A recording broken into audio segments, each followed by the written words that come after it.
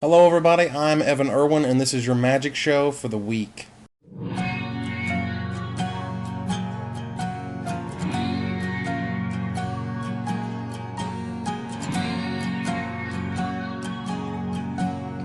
So 10th is coming and we're finally getting those delicious black borders back. This may actually compel me to buy some of the set were it not for the unbelievably bad cards you have to suffer through. Glory Seeker, talking to you. With that said, the rumors are flying of what may be coming back. Firstly, we know that the big man of Extended, Trollacetic, is on his way back, and Incinerate's supposed to make Rada good. Head in her hand, man! There's a head in her hand! The real question is this. Is Wrath coming back in 10th edition? It sounds like a dumb question, but just how far is Damnation from being the ultimate black card, just like Wrath is the ultimate white card? And how long could the debate rage on about how green sucks and white's boring? Only time will tell.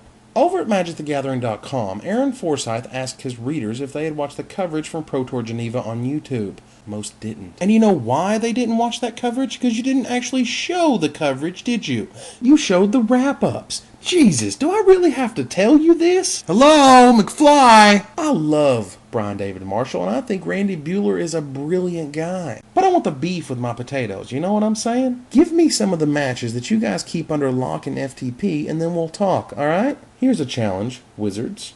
At your next big event that you have a webcast, post the matches afterwards on YouTube. And I guarantee, they will get at least 3 times as many hits as what Randy and Brian got on their wrap-ups. For those curious of the reason they're not on there already, because YouTube's 100 megabyte limit is a bitch. A straight up female dog doesn't give anyone more than the 100 megabyte limit no matter what. And that's painful stuff. This means that to put matches on YouTube, there will need to be editing involved.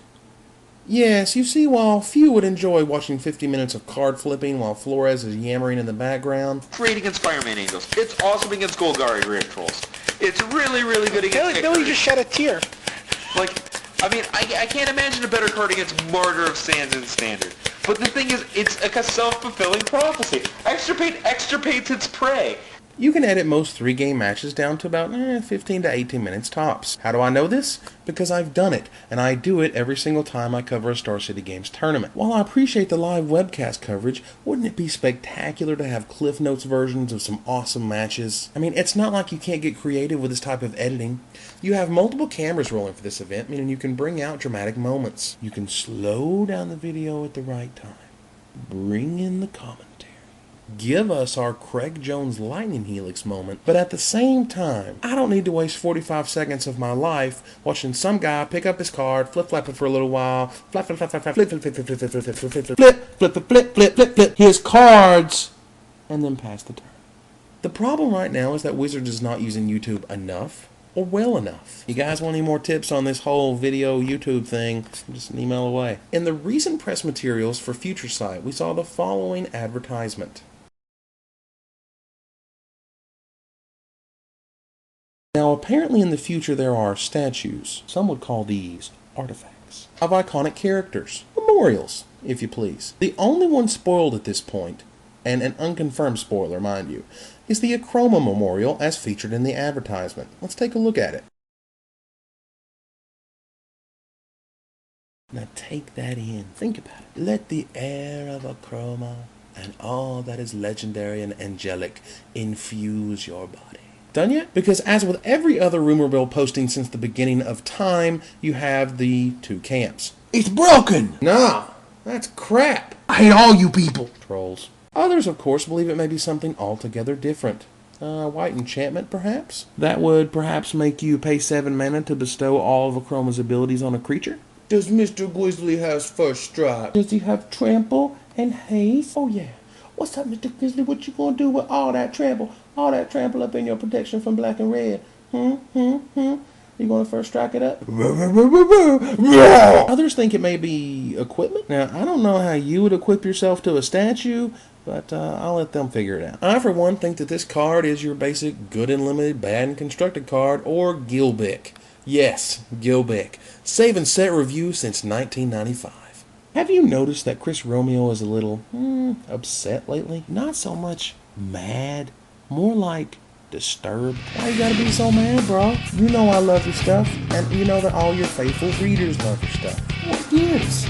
Well, after another admittedly painful week, Chris has finally decided to hang up the angry old man's shoes. And it's a good thing. It fit about as well as a frog in a dress or a Magic player with a girlfriend. You know what I'm saying.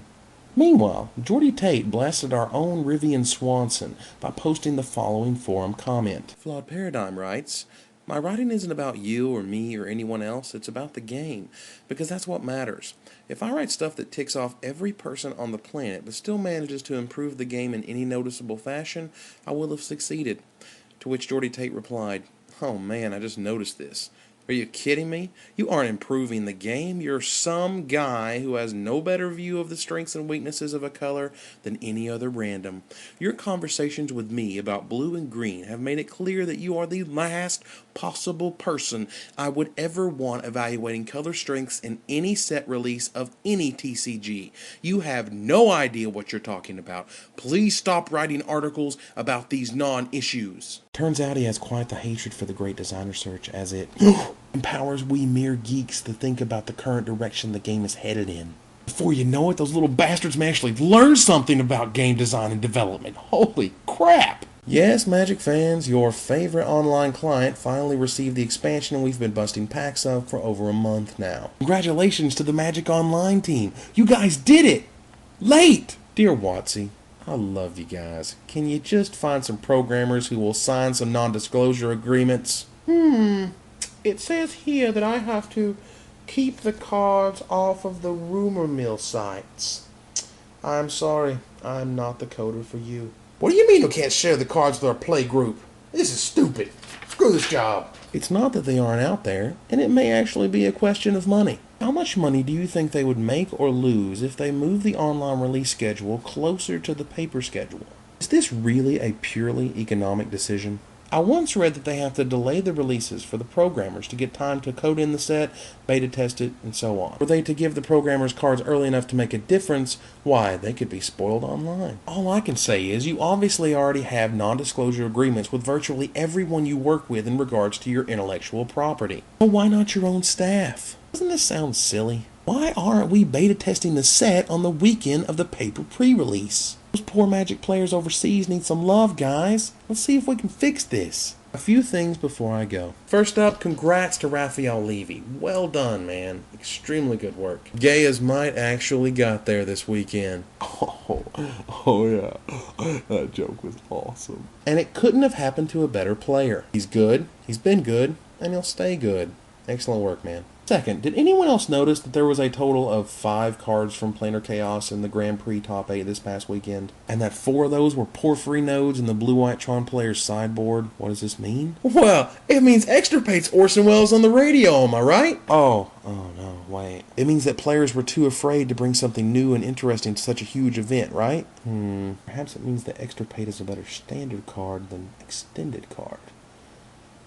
That doesn't make sense. For all you wacky deck builders out there, I suggest throwing at least one Extirpate into the Drownu control deck. Holy crap, you have no idea how scary it is when your opponent end-of-turn mystical teachings for that Extirpate to get rid of your awesome spell and every other copy of it, and see your hand and your deck. But, of course, you know, Extirpate's crap. You just keep trading them to me, and I'm cool with that. Thank you.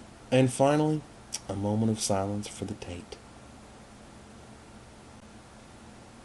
Silence over. Jordy may be banned from the forums, but he'll forever hate us in his heart, even if he can't explain any longer how much we suck. Until next time, this is Evan Irwin, tapping the cards so you don't have to.